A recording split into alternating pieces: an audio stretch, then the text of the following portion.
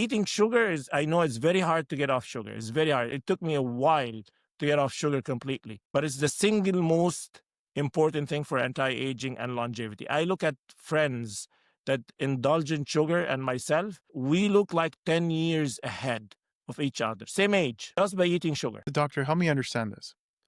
I look at the back of a package. I look at dates, for example.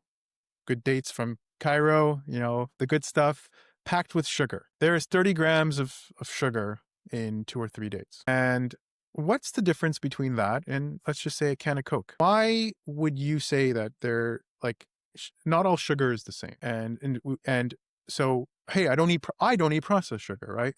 Why am I so much better off if I have 2 or 3 dates for breakfast instead of a half a can of Coke? It's the type of sugar, like you said. Simple sugar, like from fruit like dates and berries and strawberries and whatnot, it's easier to break down, convert into energy.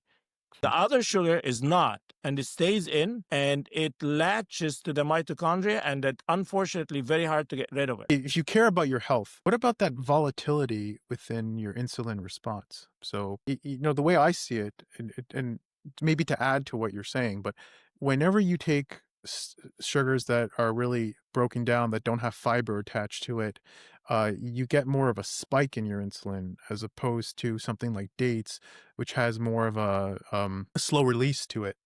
So you don't get that volatility. You might have the same amount of sugar, and of course, adding to what you're saying, but you don't get those spikes that cause your insulin to have to go up and down all the time.